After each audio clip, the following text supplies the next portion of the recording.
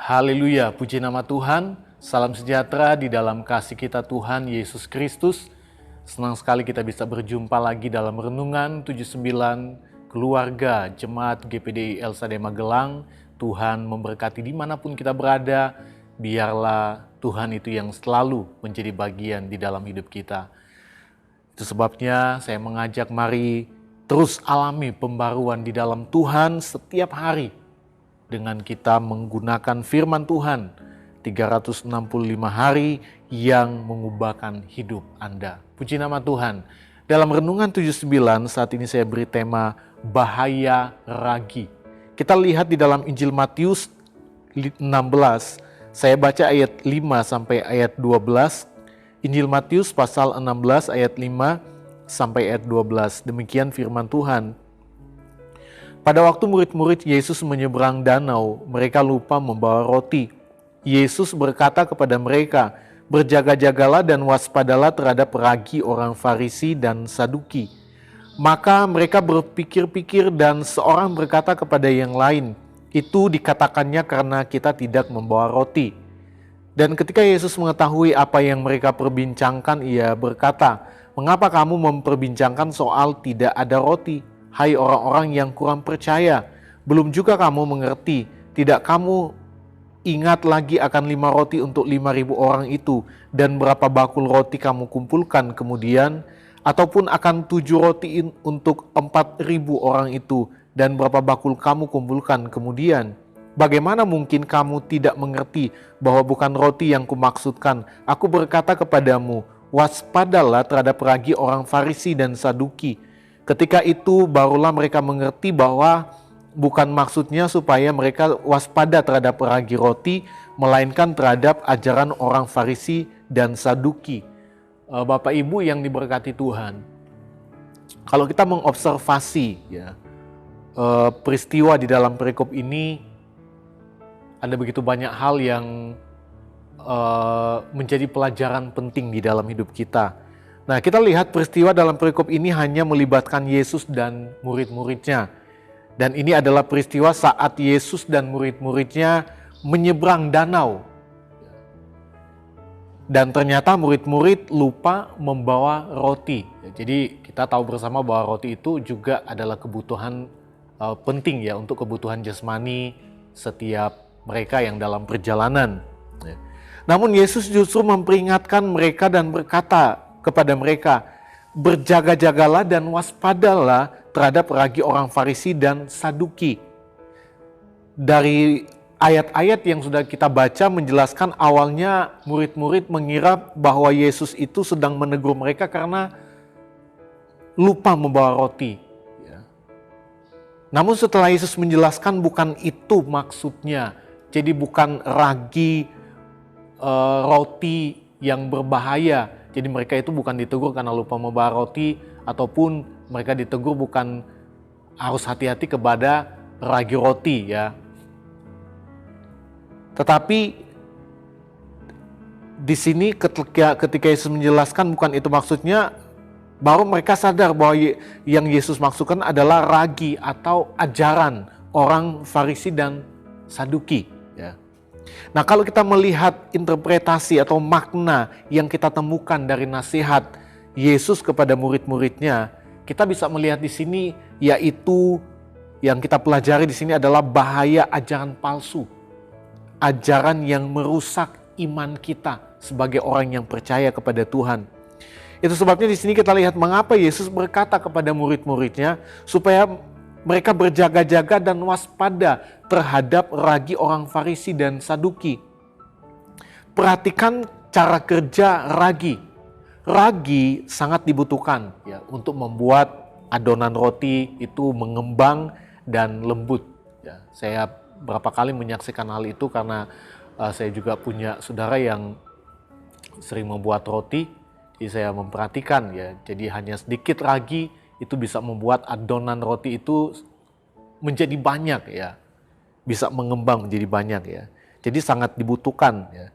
Ragi juga itu dibutuhkan untuk proses fermentasi ya. Nah, ini yang kita lihat bagi orang Yahudi, proses fermentasi adalah pembusukan ya. Itu sebabnya di kalangan orang-orang Yahudi kata ragi itu menyimbolkan sesuatu yang palsu. Ya. Jadi simbol sesuatu yang palsu, sesuatu yang jahat dan merusak. Ya. Ragi melambangkan ajaran yang palsu. Suatu pengaruh buruk yang dapat menyebar ke dalam kehidupan manusia dan membuat busuk. Sesuatu yang jahat, sesuatu yang palsu, yang membuat rusak kehidupan manusia, yang membuat busuk di dalamnya. Itu sebabnya Yesus menasihati murid-murid supaya waspada terhadap ragi atau ajaran orang Farisi dan Saduki. Ajaran orang Farisi dan Saduki itu dipandang, ya, Yesus memandang itu sebagai ragi yang membawa pembusukan, yang merusak kehidupan, merusak hati manusia, pemikiran manusia, yang berdampak kepada perkataan dan perbuatannya yang rusak akibat ragi, akibat ajaran yang sesat. Dalam hal ini Yesus katakan ragi orang Farisi dan Saduki. Kalau kita melihat dalam ajarannya, orang Farisi menambahkan adat istiadat Yahudi sebagai hal yang sejajar dengan Taurat. Jadi Taurat Tuhan itu disejajarkan dengan adat istiadat, atau firman Allah itu disejajarkan dengan adat istiadat. Nah, ini sangat berbahaya dan kita tahu bahwa hal ini juga terjadi di hari-hari ini. Ada banyak orang yang mensejajarkan, ya, budaya adat dengan kebenaran firman Allah. Mereka juga mengajarkan Taurat berdasarkan kepentingan mereka sendiri. Dan memandang agama itu hanya sekedar ritus, ya, ritual, hanya sekedar formalitas. Ya. Jadi mereka menjalankan ibadah mereka, menjalankan kewajiban-kewajiban mereka, hanya rutinitas, hanya formalitas. Jadi kepalsuan atau kemunafikan yang ada di dalamnya, ya, yang orang hanya melihat di luar saja, tetapi di dalamnya Yesus katakan orang-orang Farisi itu di dalamnya tulang belulang. Kalau di luar seperti kuburan yang ya di luarnya bagus, ya, dengan bunga-bunga, tapi di dalamnya tulang belulang, kebusukan. Ini ajaran orang Farisi. Dan kita harus berhati-hati dengan ajaran seperti ini. Itu sebabnya di dalam Lukas 12 ayat 1 itu dikatakan waspadalah terhadap ragi, yaitu kemunafikan orang Farisi. Waspada. Hati-hati dengan ragi, dengan ajaran-ajaran sesat. Di hari-hari ini begitu banyak ajaran-ajaran yang menyimpang. Lagi viral ajaran-ajaran yang palsu, yang tidak sesuai dengan kebenaran firman Tuhan. Mensejajarkan hal-hal duniawi dengan kebenaran firman Allah. Ya. Firman Allah dijadikan pembelaan, ada ayat-ayat yang dikutip dijadikan sebagai pembelaan untuk menutupi dosa, pelanggaran. Ya. Hanya untuk menjadikan pembenaran. Ya. Padahal tidak seperti itu yang dimaksudkan oleh firman Allah. Ya. Kalau kita mau belajar lebih, ya, tentang ajaran-ajaran palsu, ya, ada banyak yang terjadi di hari-hari ini, ya, yang sedang viral, baik di sosial media. Ya. Nah, ini harus kita perlu hati-hati, waspada dengan ragi seperti ini, dengan ajaran-ajaran yang salah, yang menyimpang, yang palsu, yang di dalamnya hanya kemunafikan. Dan kalau kita lihat dalam ajaran orang Saduki, ya, mereka itu tidak percaya kebangkitan. Mereka tidak percaya kehidupan setelah kematian. Artinya mereka menolak kebenaran firman Allah. Oh, nggak ada yang namanya kebangkitan, tidak ada yang namanya kehidupan sesudah kematian, selesai sesudah orang meninggal. Ini ajaran sesat, tidak sesuai dengan firman Allah. Karena firman Allah mengajarkan, ya, kehidupan kematian, ada kehidupan sesudah kematian. Ya, mau hidup kekal. Nah, ini ada dua pilihan, hidup kekal di dalam Tuhan bersama dengan Tuhan dalam kerajaan sorga, kehidupan kekal dalam penghukuman. dalam kebinasaan. Ya. Dan banyak orang yang mengikuti ajaran-ajaran seperti ini. Ya. Karena mereka ingin hidup bebas, tidak mau taat kepada firman Allah. Ya. Tapi sebagai orang percaya kita harus memperhatikan hal ini. Ya. Bahwa hidup di dalam dunia ini harus sesuai dengan prinsip firman Tuhan. Supaya kita menikmati kehidupan yang kekal bersama dengan Tuhan. Ya. Nah Bapak Ibu, dari nasihat ini Yesus mengingatkan agar kita waspada dan menjaga iman kita agar tidak tercemar oleh ajaran yang salah. Yang merusak iman dan mengganggu hubungan kita dengan Tuhan. Yang terkadang dari ajaran-ajaran yang mungkin ya kita hanya memandang nggak terlihat sesat. Ya.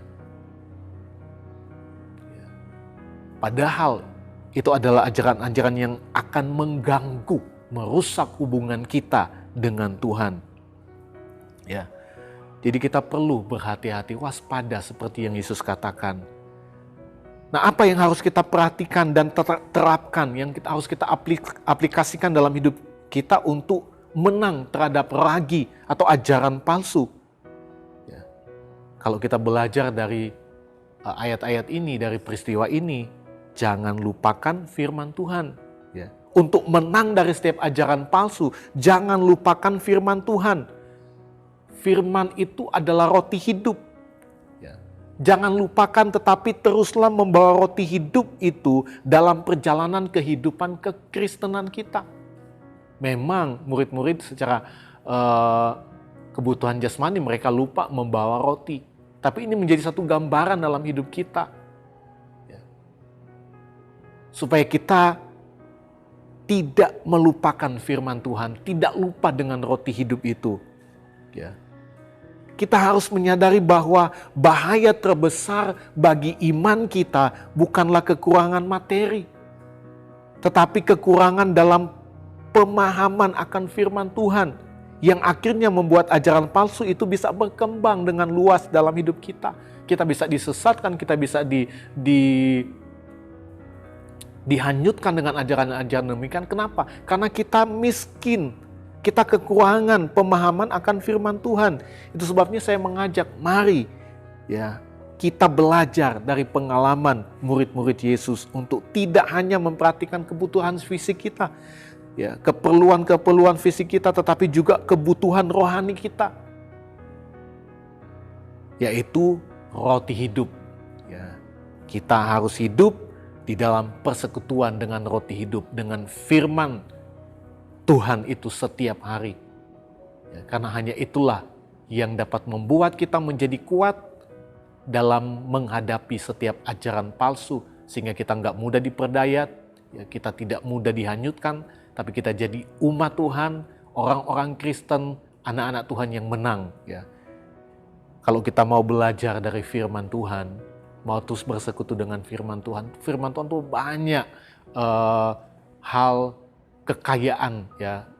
Firman tuh kaya dengan hikmat, ya. Itu sebabnya Yesus katakan kepada murid-murid, ya, Yesus sanggup, ya. Kenapa kamu nggak percaya? Ya. Yesus sanggup melakukan mujizat, ya, mengadakan. Yesus mengingatkan kepada mereka tentang peristiwa 5.000 orang. Dengan 5 roti dan 2 ikan. Ya. Mengingatkan juga kepada mereka tentang peristiwa 4.000 orang. Bagaimana sesuatu yang mustahil tetapi tidak ada yang mustahil bagi Tuhan. Ya. Dalam hal ini kita belajar bahwa firman itu kaya dengan hikmat. Ya. Firman itu kaya dengan pengertian. Ya. Itu sebabnya ketika kita mau bersekutu dengan Tuhan, Tuhan akan limpahkan. Dia akan kerjakan mujizat dalam hidup kita. Dia akan berikan kita pemahaman-pemahaman yang luar biasa. Kekayaan dari firman Tuhan itu akan dilimpahkan dalam hidup kita. Sehingga apa? Kita menjadi umat-umat Tuhan yang memahami firman Allah. Ajaran sesat boleh berkembang, ajaran sesat boleh ada. Ya. Ajaran-ajaran palsu. Tapi ingat, ketika kita punya pemahaman firman Tuhan, kita akan jadi orang-orang yang menang dari setiap ajaran-ajaran demikian. Puji nama Tuhan, Tuhan Yesus memberkati kita semua. Terima kasih Bapak Ibu telah mengikuti Renungan 79 Biarlah kiranya setiap renungan yang sudah kita dengar itu dapat menjadi berkat bagi kita semua. Dan bagi Bapak Ibu Saudara-saudari yang ingin doakan untuk pokok doa tertentu, mau menceritakan kesaksian baik mujizat kesembuhan, pemulihan masalah keluarga dan lain-lain, dapat disalurkan melalui chat dalam WhatsApp di nomor 081327420088. Tuhan Yesus memberkati kita semua. Mari kita berdoa. Segala pujian, syukur, hormat, kemuliaan hanya bagi Tuhan Yesus di tempat yang maha tinggi. Kami bersyukur, berterima kasih buat saat ini kami boleh kembali menikmati kebenaran firman Tuhan yang mengajar kami, Tuhan, untuk kami hidup bersekutu dengan firman Tuhan.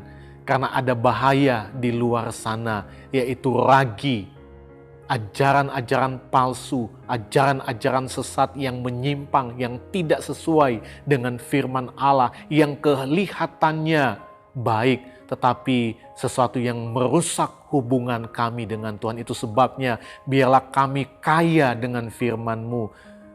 Biarlah kami hidup dalam persekutuan dengan firman-Mu, karena firman-Mu itu memiliki kekayaan rohani dalam hidup kami. Karena kami percaya Tuhan akan limpahkan itu dalam hidup kami.